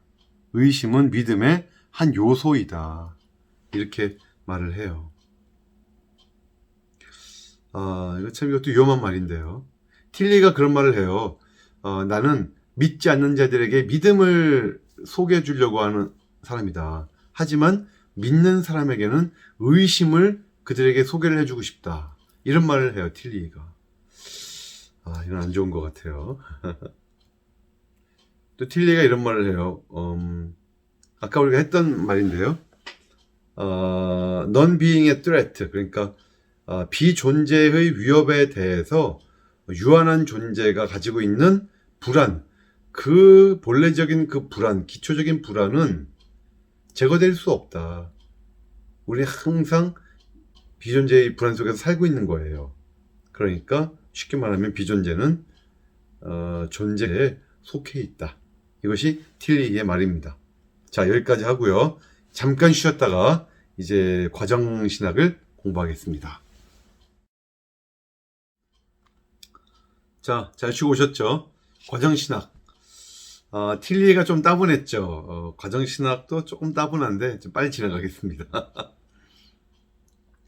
프로세스 티올로지. 자, 오늘날 가장 흔한 형태의 범죄신론이라는 거고요. 파르메니데스와 헤라클리투스의 논쟁. 이건 좀 상식적으로 알고 계시면 좋겠죠. 둘 다 이제 5, 6세기, BC 5, 6세기에 살던 그리스 철학자들인데, 파르메니데스는 모든 것은 변하지 않는다 그랬어요. 그래서 항상 고정된 존재라는 것을 옹호해요. being. 이건 존재는 영원한 것이에요. 불변하는 것이에요. 근데 헤라클리투스는 거꾸로 변하지 않는 것은 없다는 거예요. 유명한 말을 이런 말을 해요. 같은 강물에 우리가 두 번 발을 담글 수 없다. 그래서 모든 것은 가만히 있는 것이 아니라 변한다. 과정에 있다. 자꾸 becoming, 생성된다. 이런 생각을 한 거죠. 그런데 오랫동안 고대부터 근대까지 항상 이런 과정이나 생성보다는 언제나 존재, becoming보다는 being의 어떤 개념을 형이상학의 근본 개념으로 다들 이해해 왔어요. 그런데 근대 이후로 예를 들면 아인슈타인이 뉴턴 물리학은 정적인 물리학이죠. 나의 무게, 나의 위치, 이것만이 중요한 거예요. 그런데 아인슈타인의 상대성 이론, 서로에게 어떤 미치는 유기적인 관계에 대해서 얘기를 하기 시작했죠. 다윈은요, 생물은 항상 똑같지가 않다는 거예요. 자꾸 변한다는 거예요. 이렇게 진화적으로. 이런 얘기들을 함으로써 헤라클리투스의 얘기가 다시 한번 우리에게 와닿게 만든 거죠. 그러다가 이제 결정타는 앙리 베르그송이 날렸어요. 프랑스의 근대 프랑스 철학의 아버지죠. 베르그송이 이런 말을 합니다. 진화에는 목적성이 있다는 거예요. 아무데로나 진화하는 게 아니라 어떤 목적이 방향이 있다. 그리고 하나님이 그 과정들을 이끌어가는 힘이신데 그 상세한 하나하나의 부분들은 순간순간 결정되기 때문에 결국 우리 미래는 결정되어 있지가 않고 열려 있다는 거예요. 오픈되어 있다는 거예요. 자, 진화의 목적성과 그리고 우리 미래의 어떤 개방성, 이게 베르그송의 중요한 얘기들이죠. 이 그림은 좀 여러분 기억하시면 좋을 것 같아요. 보신 적 있나요? 이게 이제 바티칸 미술관에 있는 그림이죠. 라파엘로의 유명한 아테네의 학당이라는 그림이에요. 아테네의 학당. 스쿨 오브 아테네스라는 그림이죠. 가운데 보시면 이 두 사람이, 플라톤은 이제 하늘을 향해서 손을 들고 있죠. 이데아는 하늘에 있는 거야, 이렇게. 그런데 옆에 아리스토텔레스는 아니야, 이 땅에 모든 것이 있어라고 땅에다 손을 내리고 있죠.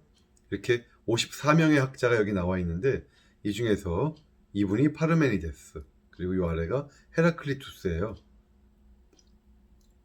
이 두 사람의 특징, 한 사람은 being, 한 사람은 becoming. 또 다른 말로 하면 한 사람은 모든 것은 변하지 않는다, 한 사람은 모든 것은 변한다, 이렇게 말했다고 하는 것을 꼭 기억하시기 바라고요. 과정신학의 그 기본적인 입장은 이거예요. 신학은 우리 삶의 모든 분야에 대해서 얘기할 수 있어야 된다. 이건 뭐 니버도 얘기했고 틸리도 얘기했고요. 그리고 기본적으로 신학과 과학의 조화를 추구해요. 과학적인 사고방식이 많이 들어가 있어요, 과정신학에는. 그리고 전통적으로 불변하는 절대자, 통치자, 뭐 우주적 도덕가, 이렇게 구시대적인 하나님 개념은 다 배격해요. 신도 일시적인 과정에 참여하는 자다. 신도 계속 발전한다. 신도 계속 진화한다, 이거예요, 쉽게 말하면.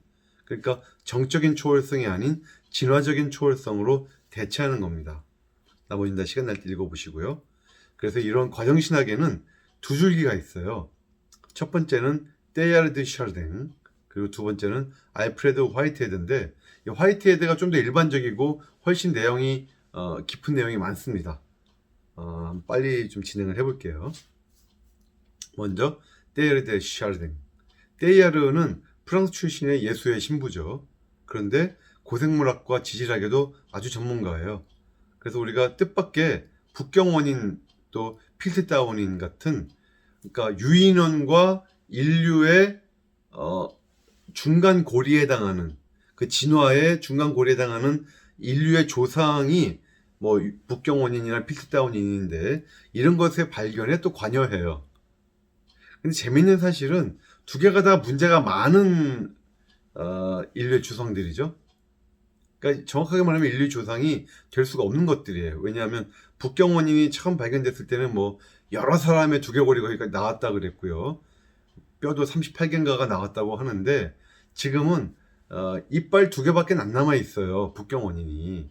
그러니까 그 이빨 2개 가지고 이것의 주인이 인류의 조상이다, 이렇게 말할 수가 있냐 이거죠. 게다가 DNA 연구 결과상 이 북경원인은 결코 현생 인류의 조상이 아니라는 것이 지금은 정설로 되어 있습니다. 필트다운이는요, 이건 영국에서 발견된 건데 이것 때문에 영국이 난리가 났죠. 드디어 인류의 조상이 영국에서 있었다. 그런데 이거는 역사상 고생물학계에서 가장 유명한 위조 사건이에요, 필트다운인이. 그 뼈들을 보니까 머리뼈는 몇백 년 전에 죽은 그냥 사람 뼈예요, 머리뼈는. 턱뼈는 오랑우탄 턱뼈고, 송곳니는 침팬지 송곳니예요. 이걸 다 그냥 갖다 맞춰 갖고 누가 이것을 위조한 거죠, 필트다운인 이렇게. 범인이 누굴까요? 누가 위조 범일까요? 여러분이 나중에 이제 인터넷 찾아보시면요, 이 필트다운인의 그 위조 사건의 용의자가 여러 명이 있어요. 그 중에서 가능성이 상당히 적긴 하지만 용의자 중에 한 명이 바로 이 테야르드 샤르댕이에요. 물론 가장 의심을 많이 하는 용의자는 다른 사람이지만 어쨌거나 이런 이야기가 있다는 거 아시면 좋겠습니다. 주위 다른 카톨릭 선배들에게 인정을 잘 못 받았고요. 나중에 북경원인 발굴 작업에도 참여했고 책도 많이 썼고, 카톨릭계에서 인정을 잘 못 받아요. 생전에는. 사후엔 요제프 라칭거 추기경이죠. 나중에 교황이 되고 이분의 책에서 칭찬하는 글도 이제 나옵니다. 세계의 진화는, 그러니까 인간의 진화뿐만 아니라 온 세계가 진화라고 하는 과정을 겪고 있는데, 여기 인간의 출현이라고 하는 어떤 그 절정을 향해서 가는 과정이 있다. 즉 진화의 과정은 어떤 맹목적인 우연이 아니라 어떤 긍정적인 목적을 향해서 가더라. 이걸 정향진화라 그러죠. 그래서 우주의 역사에 대해서 이렇게 말을 해요. 발산과 폭발이 있고, 집중과 내파가 있고, 그다음 출현. 이걸 예를 들면 원시적인 지질학적인 발전이 있었고, 그리고는 세포가 발생하고 생명체가 진화하는 일이 있고, 그리고는 세 번째 단계가 뭐예요? 인류의 출현이에요. 그러니까 인류가 우주 역사에 대한 변증법적 도식의 세 번째 출현에 해당해요. 출현. 과학과 기독교. 그러니까 인간의 독특성이 머리에 있잖아요. 성찰의 능력. 그래서 우주의 발생, 코스모제네시스는 생명 발생, 바이오제네시스에서 정신 발생, 누제네시스로 이어진다. 이렇게 말을 합니다. 근데 인류의 발생이 이게 진화 과정의 최종 단계는 아니에요. 남아있어요, 우리 앞에. 그게 뭐냐? 모든 사람들이 연합해서 대종합을 이루는 것이고, 이걸 오메가 포인트라 그래요. 많이 들어보셨죠? 오메가 포인트. 우주의 진화가 최대로 이루어지는 지점이에요. 여기서 우리의 개인의 의식, 자유, 개성들이 막 상실되는 게 아니고 오히려 고등 성찰, 고등 인격체로 우리가 바뀔 것이다 라고 이 얘기를 합니다. 오메가 포인트라는 말은요, 일련의 이런 진화 과정 중에서 최후 단계예요. 또한 오메가 포인트는 그 단계 바깥에 있다고도 볼 수 있어요. 왜냐하면 이 모든 진화 단계의 추진력이면서 동시에 그 목표 지점이거든요. 테이야르는 인류의 궁극적 미래에 대해서 두 가지 시나리오를 얘기합니다. 첫 번째는 19세기적인 유토피아적 비전이죠. 낙관주의적인 비전. 두 번째는 악이 선과 함께 계속 창궐하다가 결국 대재앙으로 인해서 인류가 종말을 당할 것이다. 근데 테이야르의 후기 저술들에는 이런 묵시문학적인 비전이 지배적이다 이렇게 되어 있어요. 테이야르가 말하는 오메가는 정확하게 뭐냐면요, 우주 역사의 목표예요. 그리고 과정의 원인자기도 해요. 우리 가운데서 활동하고 있습니다. 활동하는 그 증거들은요, 인격적인 하나님에 대한 여러 성경의 예들, 또 성육신, 이 모든 것들이 오메가가 우리 인류 역사 속에서 활동하고 계신다고 하는 증거가 돼요. 또한 우리 교회 안에도 내재하시고요. 그 만물은 그리스도 안에서 궁극적인 연합을 이룰 것이에요. 이걸 그리스도적 생성이라 그래요. 크리스토제네시스. 그러니까 바이오제네시스, 누제네시스, 세 번째가 크리스토제네시스죠. 그래서 계시의 그리스도는 진화의 오메가이다 이렇게 말을 해요. 그러니까 결국 테이야르가 말하는 오메가는 곧 그리스도다 이렇게 거의 생각을 해도 틀리진 않습니다. 즉 그가 말하는 오메가 개념은요, 테이야르는 분명히 고생물학과 지질학 연구를 통해서 출발을 했어요. 그러니까 진화, 또 인류의 어떤 미래 융합에 대한 어떤 과학적인 분석, 지질학적 분석, 인류학적 분석, 여기서 출발을 해갖고는 결국은 기독교의 그리스도로 수렴되는 어떤 구체적인 기독교 주장으로 쭉 전개가 되는 거예요. 테이야르의 사상은. 그래서 이것을 그리스도 중심적 범죄신론 이렇게 부른다는 거죠. 자, 여기까지 이해가 되죠? 그 다음에 과정신학의 두 번째, 어떻게 보면 더 메인 스트림인데, 주주인데, 화이트헤드 얘기를 좀 하겠습니다. 화이트헤드는요, 원래 수학자예요. 뜻밖의. 영국에서 수학자로 지내다가 잠깐 과도기를 거친 뒤에 미국의 하버드 대학의 철학 교수로 갑니다. 뜻밖이죠. 형이상학의 중요성을 아주 강조했고요. 모든 과학이 암묵적으로 형이상학을 전제로 한다. 그러니까 모든 우주론은 다 형이상학에서 기초가 돼서 나와야 되는 것이다. 뉴턴 물리학을 대체한 현대의 그 과학 이론들을 수용합니다. 적극적으로. 즉 뉴턴은 아까 얘기했듯이 독립적인 어떤 절대적인 운동량, 절대적인 어떤 운동 위치, 뭐 이런 거예요. 그런데 여기에 비해서 새로운 물리학은 서로 인과관계, 서로 상호관계를 통한 물리적인 관계, 역학을 따지죠. 그래서 현대 물리학의 두 개의 기둥이 있다 그러면 아인슈타인의 상대성 이론과 양자역학이죠. 이 두 가지가 다 나와 다른 실체와의 어떤 관계성을 따져요. 거기에서 뭔가 역학이 이제 만들어지는 거예요. 이런 유기적 관계. 그래서 화이트헤드 스스로도 자신의 철학을 유기체의 철학이다 이렇게 말을 했고요. 데카르트와 휴무, 그러니까 합리주의와 경험주의 사이에 자신의 철학이 위치한다 이렇게 표현을 했습니다. 자, 우리 모든 실제를 구성하는 4개의 벽돌이 있어요. 빌딩 블럭. 벽돌이 뭐냐? 실제적 기회들, 영원한 객체들, 신, 창의성이에요. 아까 우리가 폴 틸리히는요, 실제는 두 가지의 양상을 갖고 있다고 그랬죠. 본질과 존재, 에센스와 existence 이렇게 얘기했어요. 근데 과정 철학자인 화이트헤드는 4가지의 개념을 얘기해요. 실제적 기회들, 영원한 객체들, 신, 창의성. 그런데 이 세상은 오직 실제적 기회들로만 이렇게 구성이 되고요. 뒤에 3개는 그들의 형태를 만들어주는 형식적인 범주다. 즉 눈에는 안 보인다는 거예요. 뒤에서 자세히 설명드릴게요. 실제는 정적인 본질이 아니라 과정이다. 아까 우리 폴 틸리식으로 말하면 실제는 본질이 왜곡된 존재로 되어 있다. 이렇게 말할 수 있고, 화이트헤드는 실제는 정적인 본질이 아니라 과정이다. 헤라클리투스가 이런 말을 했죠. 같은 강물에 2번 발을 담글 수 없다.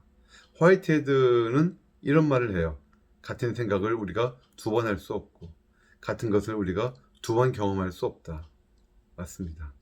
그러니까 역사는 뭐 돌고 돈다고 할까요? 전도서 말씀처럼 해 아래 새 것이 없어요. 정말 BC 5, 6세기에 헤라클리투스가 말한 것을 20세기에 들어서 화이트헤드가 그 철학으로 정교화시킨 거예요. 굉장하죠. 실제를 구성하는 구성물, 그 벽돌 첫 번째, 실제적 실체들 또는 실제적 기회들, actual entities 또는 actual occasion 보겠습니다. 이게 무슨 뜻이냐면요, 영원히 지속되지 않는 일시적인 것들이에요. 경험의 기회들을 말해요. 경험의 방울들이에요. 이들은 객관적이고 중립적이지 않아요. 가치 지향적이에요. 어떤 방향을 가지고 있어요. 꼭 테야르 생각과 비슷하죠. 그리고 매번의 각각의 기회는 하나의 되어감의 활동이 돼요. 비커밍의 활동이 돼요. 그래서 실제적 이 기회들은요, 양극성을 가져요. 어떤 극성을 가지느냐? 여기에 물리적 극과 정신적 극이 있어요. 물리적 극은 과거예요. 정신적 극은 미래겠죠. 근데 미래라고는 안 하고 가능성이에요. 성취될 수 있는 가능성을 정신적 극이라고 봤어요. 물리적 극, 정신적 극. 그리고 각 실체들은 자기 생성적이에요. 각 실체들은 스스로 만들어내요. 자기들을.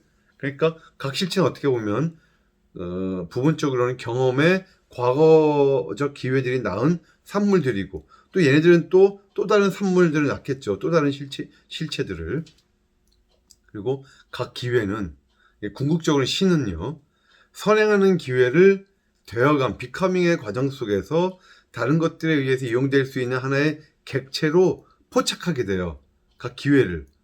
프리헨전이라 그래요. 파악이라고도 하죠. 파악하게 돼요. 그러면 그 객체는 객관적인 불멸성, 이모탈리티를 획득하게 돼요. 그래서 이렇게 포착하는 그 주체를 그냥 서브젝트 주체라고 안 그러고 수퍼젝트라고 불러요. 수퍼젝트. 이거를 자기 초월체라고 부릅니다. 포착하는 자기 초월체인 거죠. 그래서 주체로부터 객체로 옮아가는 이 운동을 강조하기 위해서 실제적 실체는 자기 초월적 주체, 즉 서브젝트, 수퍼젝트가 돼요. 그러면 영원한 객체들, 이터널 오브젝트는 뭐냐? 포착이라고 하는 것은 따라서 과거가 현재로 연속됨을 보장하는 것이겠죠? 하지만 각 기회는 그 포착을 수용할 수도 있고 버릴 수도 있어요. 이런 영원한 객체들의 예가 뭐가 있느냐? 양상과 재질들, 즉 기하학적 관계, 색깔, 정서, 기쁨, 고통 등등이에요. 이건 플라톤이 말한 형상과 유사하다. 이들은 가능태들이죠. 가능태들. 그래서 이 모든 내용들이 그렇게 이해가 한 번에 쉽게 안 되시죠. 과정 철학은요, 화이트헤드 철학은 꽤 어려워요. 난해해요. 난해.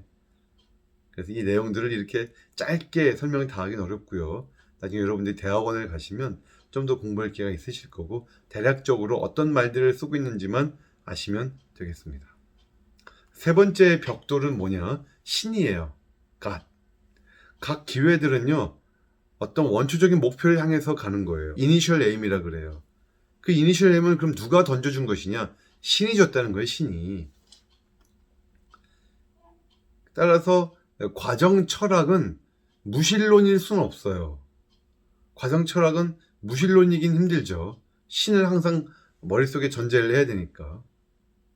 그래서 각 기회는 발생되면 소멸돼요. 곧 페리쉬해요. 하지만 없어지진 않아요. 페리쉬하지만 로스트 되지는 않아요. 소멸되지만 없어지진 않아요. 즉 기회는 다음 기회를 위한 전임자 역할을 할 뿐 아니라 그 기회는 안 없어지고요. 신의 경험에 첨가가 되면서 그 속에 영원히 남아요. 객체적 불멸성을 획득한다는 거죠. 따라서 신은 이 세계를 구성하는 과정에 없어서는 안 되는 존재가 되겠죠. 신도 다른 실제적 실체들처럼 근본적, 결과적 차원의 양극성을 가져요. 그러니까 근본적 본성, 결과적 본성을 갖는다는 거예요. 신도. 근본적 본성은 뭘까요? 근본적 본성은 멘탈 포울이에요. 그러니까 정신적 극이에요.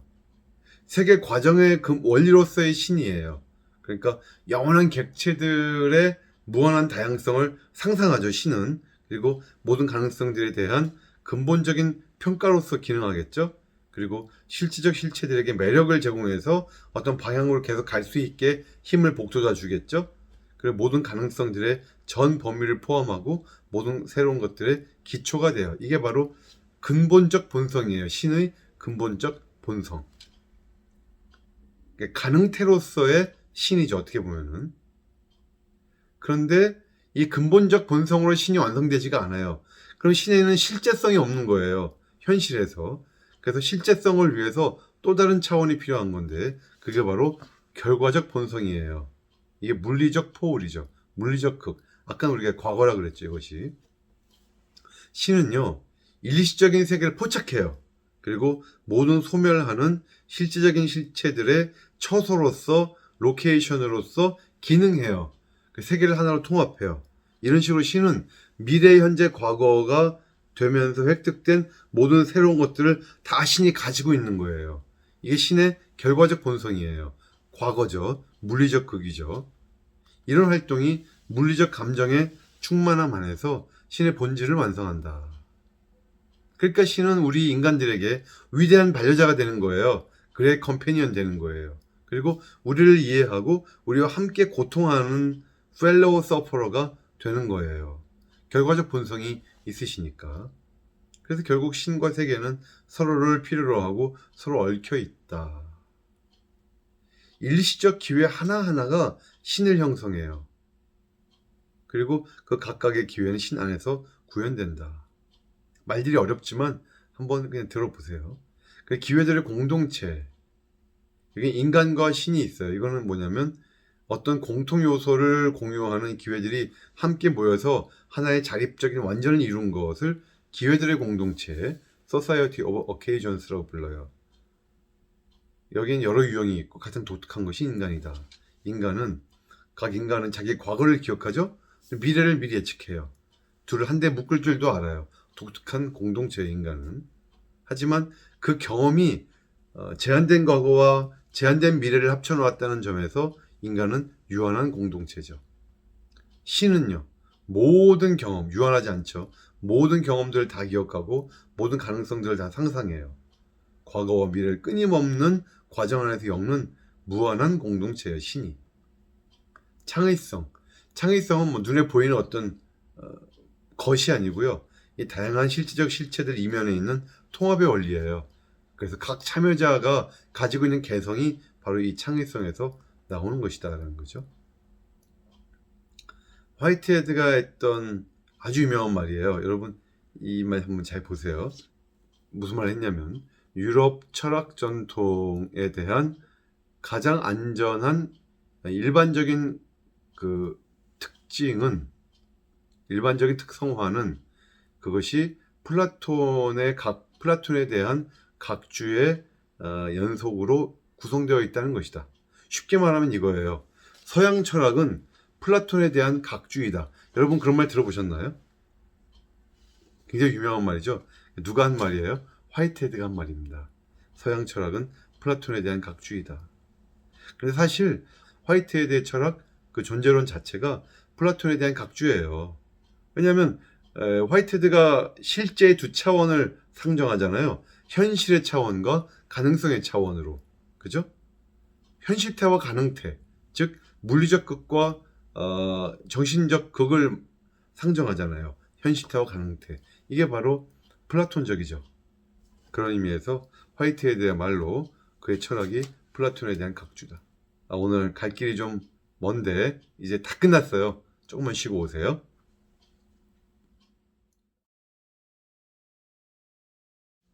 자, 다들 잘 쉬고 오셨죠? 이제 마지막 시간입니다.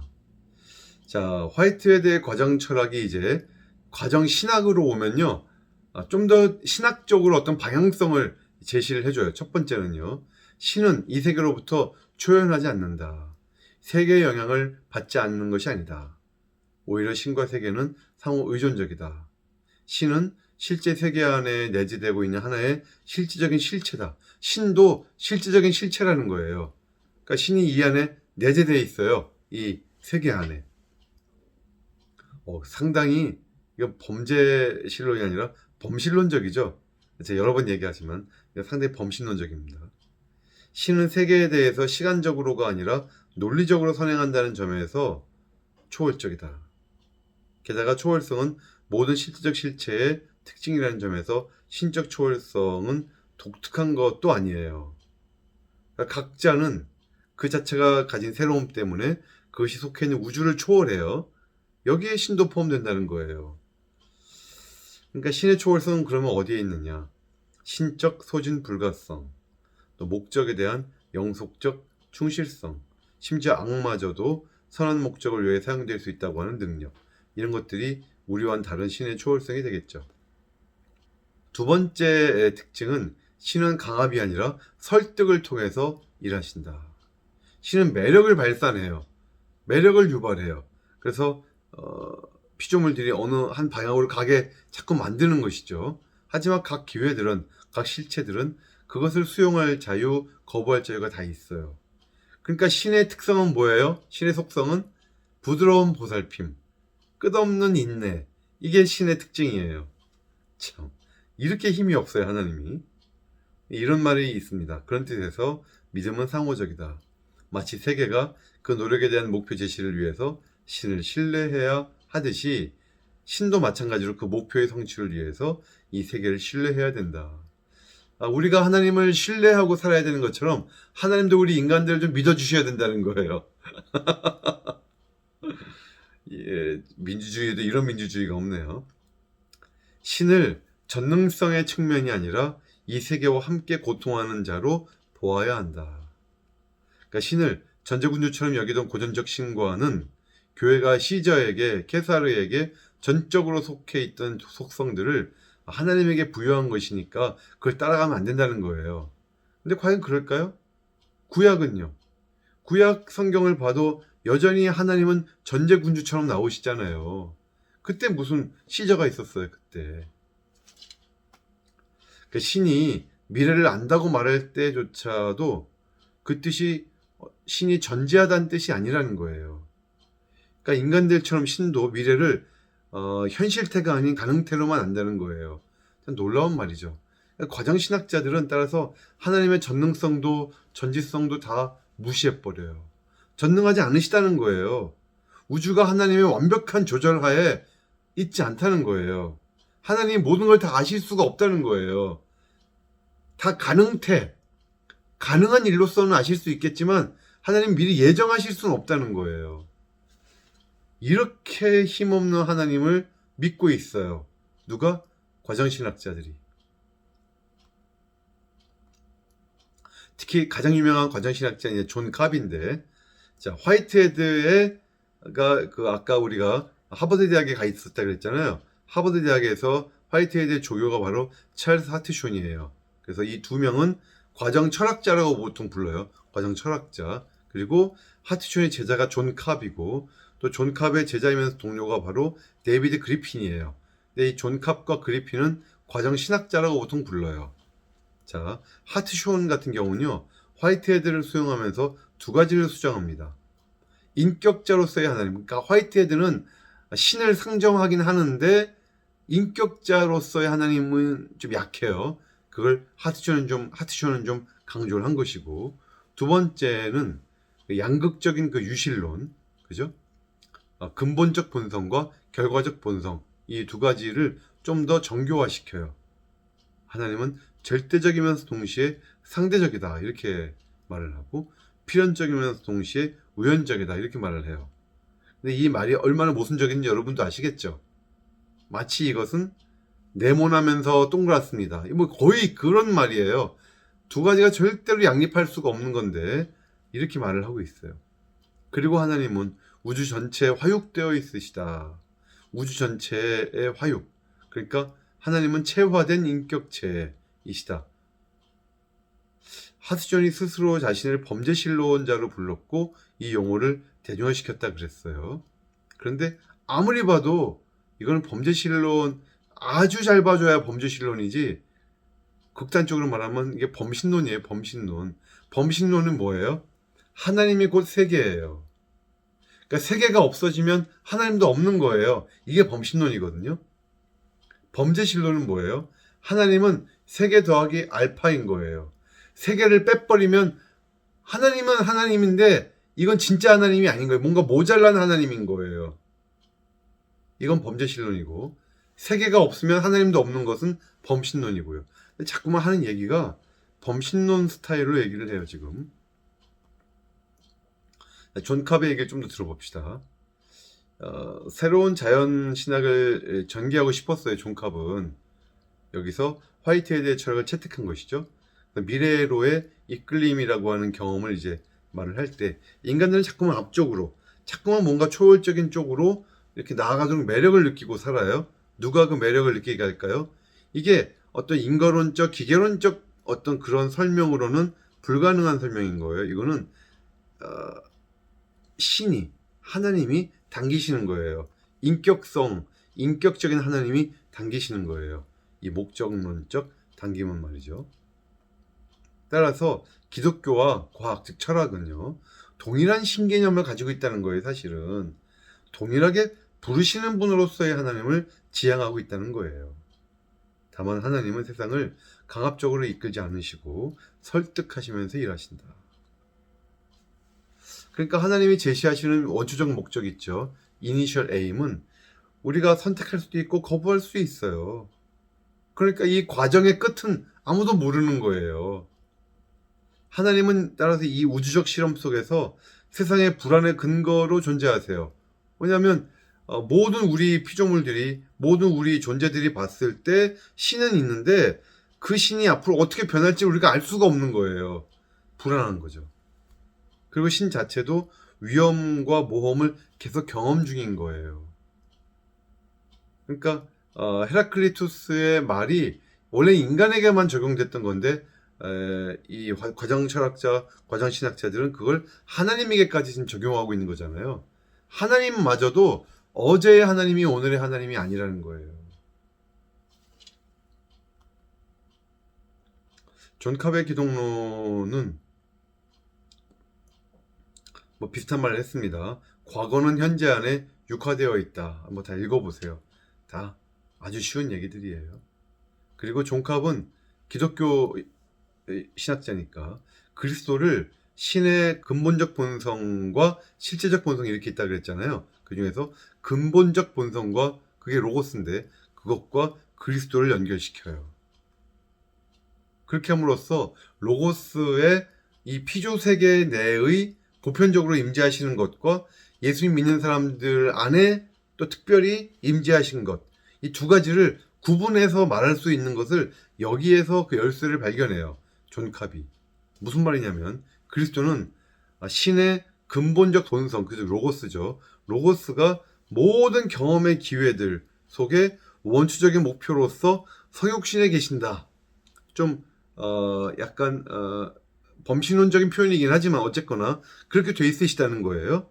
그리고 인간이 이 로고스를 결정하는 한, 즉 인간이 이 로고스를 받아들이고 이 로고스의 임재를 내가 수용하는 한 그들 속에 또한 임재하신다, 내재하신다는 거예요.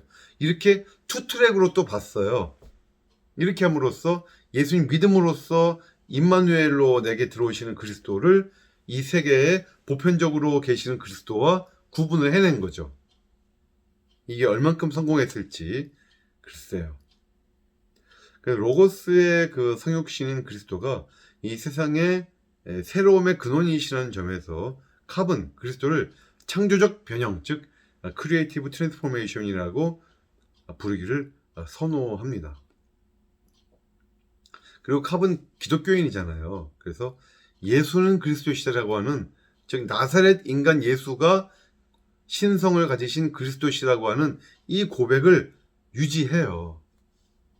이거는 뭐죠? 우리 틸리보다 좀 나은 거죠. 예수님은 자기 속에서의 그리스도의 성육신이 그 자신의 자아를 형성하고 있다는 점에서 존재의 한 독특한 구조를 역사 안으로 가지고 들어오신 것이다. 예수님은 실제에 대한 기본 진리를 계시했고 우리가 그것을 받아들이면 우리를 개방시키셔서 우리를 크리에이티브하게 트랜스포메이션 시키실 것이다.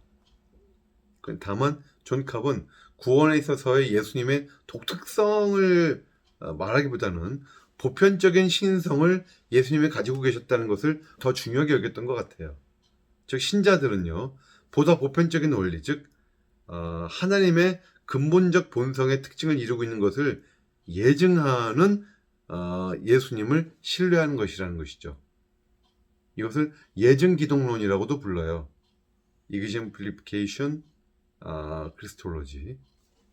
그리고 이제 미래는 열려 있는 거죠. 개방되어 있죠. 그러니까 우리는 진보할 수도 있고 자멸할 수도 있어요. 그러니까 과정의 절정이 꼭 미래적 하나님의 나라일 필요는 없는 거예요. 그럼에도 우리는 하나님의 나라를 우리의 지향점, 우리의 이상으로 추구해야죠. 그래서 세계 개선을 위해서 우리가 뭘 해야 돼요? 하나님과 우리가 공동 창조자로 우리가 역할을 해야 돼요. 코크리에이터예요, 우리가. 우린 순수한 유한한 피조물이 아니라 하나님과 함께 일을 해야 될 코크리에이터다. 근데 존 캅은 종교다원주의자라는 말도 들어요. 왜냐하면 캅은 상호 변화와 성장을 위해서 다른 종교들과 대화해야 된다고 자꾸 말을 해요. 특히 불교를 좋아했죠.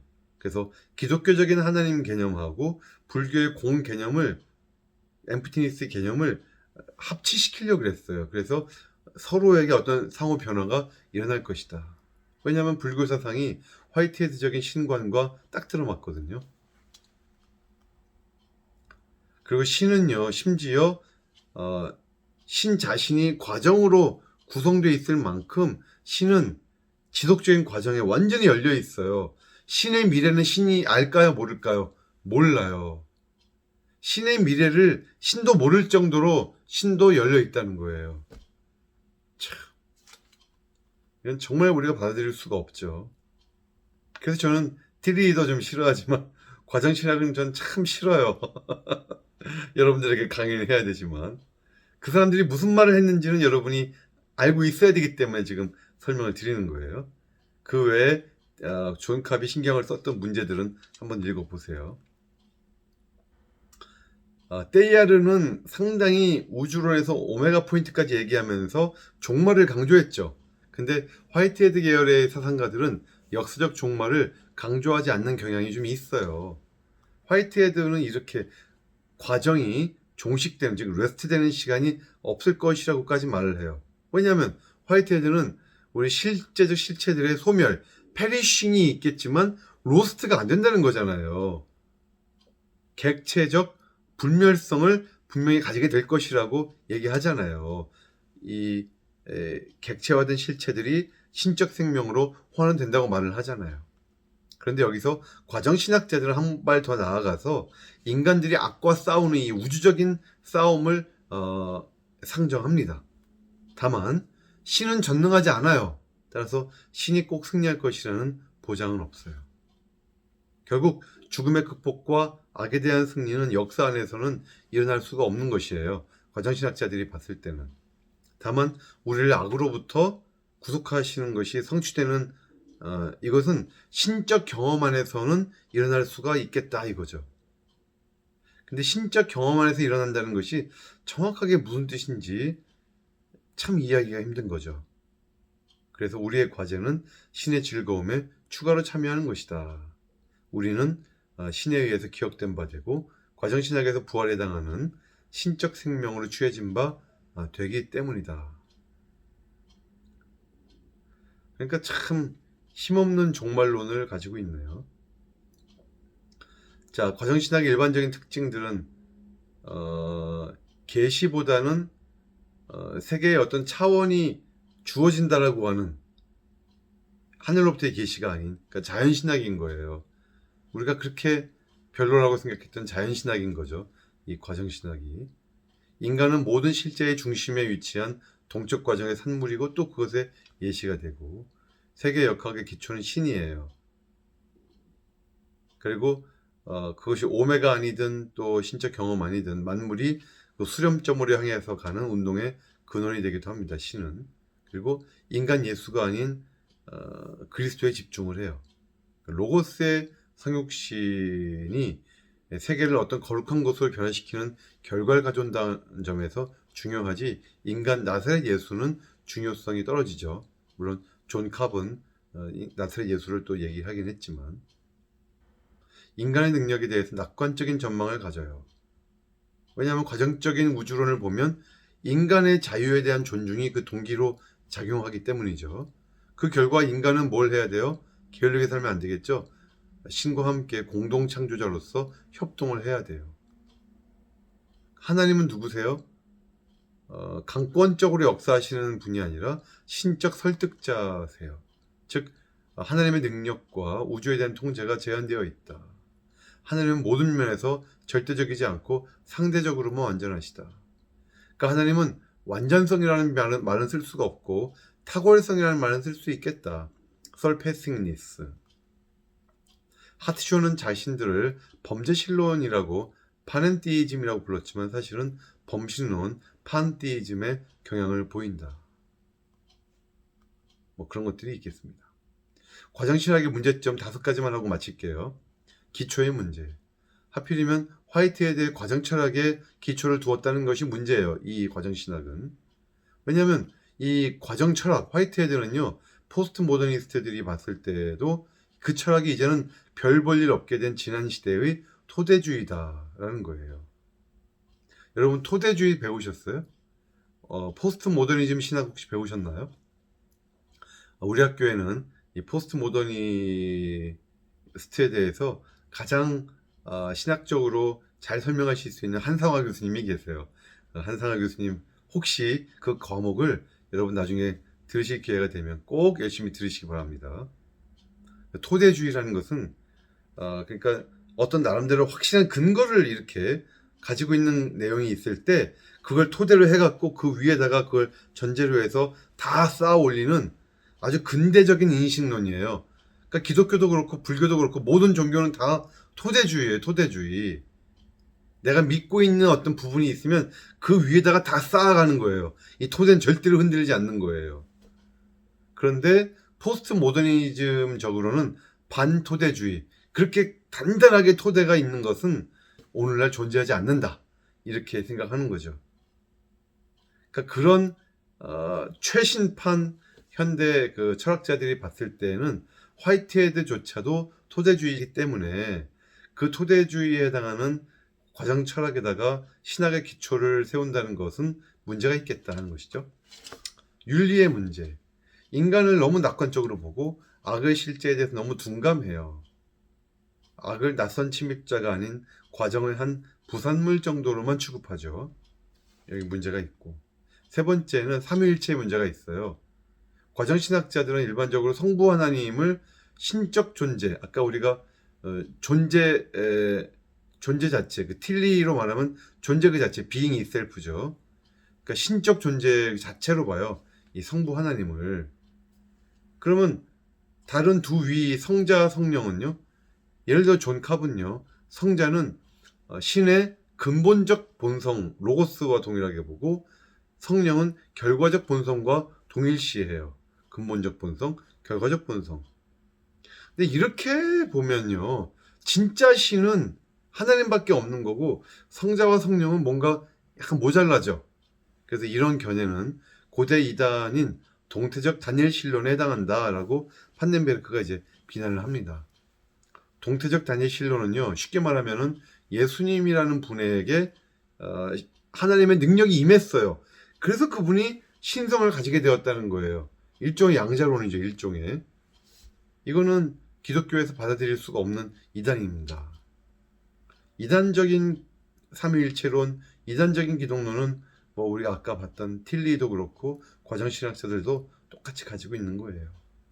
다 쉽게 말하면 이단이고 오늘 수업은 이들이 왜 이단성을 갖고 있다고 우리가 봐야 되는지를 자세하게 차분하게 공부한 것이죠. 하나님의 불변성 문제도 있어요. 하나님이 이렇게 계속 진짜 변하신다면 말이죠. 하나님이 정말 항상 사랑하신다라고 말할 수 있을까요? 선과 악에 혼재된 이 세상에서 하나님은 정말 독야청청 도덕적으로 선하시다고 우리가 항상 주장할 수 있을까요? 그 근거가 도대체 어디 있는 걸까요? 하나님도 변하시는 것인데 우리 기분도 계속 변하잖아요. 하나님도 기분이 계속 변하시는 건가요? 그럴 수는 없는 거잖아요. 그 다음 창조주의 문제예요. 설득하시는 하나님, 그리고 우리는 공동창조자예요. 협동이 필요하죠. 그러니까 하나님이 모든 걸 다 장악하고 계신 게 아니겠죠. 그렇게 따지고 보면 결국은 하나님이 이 우주의 창조주시라고 하는 말을 한다는 것 자체가 너무 이게 무리한 말 같아요. 증거가 없고, 그죠? 그러니까 몰트만이 그런 말을 하죠. 이렇게 무로부터의 창조에 대한 교리를, 이게 창세기에 나오는 그 창조 교리인데 이거를 축소하고 배제한 결과는 불행히도 이 세계의 신격화일 수 있다. 그래서 그랜츠가 이런 말을 합니다. 결국 과정신학은 신적인 초월성을 잃어버렸다. 왜냐하면 과정 안에다가 하나님을 두었기 때문에 첫째는. 그러니까 하나님의 철저한 타자성 이런 건 이제 없어요. 그리고 세상과 함께 고통하는 하나님의 초점을 두죠. 하나님도 서퍼링을 하신다고요. 악의 극복을 신적 경험의 문제를 격화시켜버려요. 그러니까 이 세상을 대신해서 악과 싸우시고 죄에 대해 승리하시는 역동적인 하나님에 대한 그런 얘기가 이제 없는 거예요. 그러니까 신조들에 의해서 고백되고 있는 전능하신 우리 아버지 하나님이 과정신학자들에게는 설득에는 강하시지만 힘은 약한, 너무 나약한 하나님이 돼버린 거예요. 이런 나약한 하나님을 우리가 과연 믿을 수 있겠느냐. 자, 이 만화를 보세요. 자, 나는 네가 신학책을 쓰고 있다는 얘기를 들었어. 그리고 나는 네가 좋은 제목을 지었으면 좋겠다. 이렇게 말을 했어요. 친구가. 그랬더니 스누피가 말을 합니다. 나는 완벽한 제목을 가지고 있지. 그러면서 이제 제목을 뭐라고 썼는지 보세요. 혹시 내가 틀릴 수 있다는 생각을 해본 적이 있니? 이 말이에요. 자, 사실은요, 틸리도 그렇고 과정신학자들도 그렇고 우리 전통적인 기독교인들에게 또는 신정통주의자들에게 혹시 당신이 틀렸다고 생각해 본 적이 있으세요? 라고 의심을 심어주려고 그래요. 아까 틸리가 말했잖아요. 나는 불신자들에게는 믿음을 전해주고 싶지만 신자들에게는 의심을 그들에게 소개해주고 싶다. 지금 그거예요. 혹시 당신이 틀렸다고 생각해 본 적 혹시 없으실까요? 이렇게. 근데 우리가 오히려 틸리나 과정신학자들에게 하고 싶은 말이에요. 혹시 내가 틀렸다는 생각을 혹시나 너 해본 적 있니? 그리고 틸리히나 과정신학이 만약에 틀렸다면 그 결과는 엄청난 거예요. 이 사람들 때문에 지옥 갈 사람들이 얼마나 많은데. 그렇죠? 삼위일체 하나님을 올바로 고백하지 못하고 이 땅에 오신 예수님을 올바로 그리스도로 고백하지도 못하는 그런 부족한 이단성을 가진 사람들이 지옥에 가지 않겠어요? 올바른 하나님을 믿지를 못하는데. 그러니까 참 문제입니다. 나는 꿀이 너무 좋아. 근데 내가 뭘 싫어하는지 아니? 프로세스 디올로지야. 과정신학이야. 제가 이래요. 저도 과정신학 참 싫어요. 과정신학을 싫어하면 끝나는 문제가 아니고요. 과정신학은 그냥 이단이다 하고 끝나면 되는데 불행하게도 복음주의권에 과정신학이 약간 다른 옷을 입고 들어와 있는 게 있어요. 물론 그들이 정확하게 과정신학을 하고 있다 이렇게 말하기는 어렵지만 상당히 과정신학스러워요. 오픈티이즘이라고 하는 신학자들입니다. 우리말로는 개방신론, 열린유신론, 열린신론 이렇게도 부르죠. 나중에 제가 우리 14번째 강의 시간이 아마 복음주의 강의가 될 거예요. 그때 아마 제가 시간이 좀 되면 제가 왜 이렇게 과정신학을 싫어하고 열린유신론을 싫어하는지 그때 한번 설명을 드릴게요. 네. 오늘 아주 긴 강의 잘 마쳤습니다.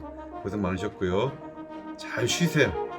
눈도 쉬고 귀도 쉬고 마음도 쉬시고 한 주간 건강히 지내시고 다음 주에 뵙겠습니다. 네, 감사합니다.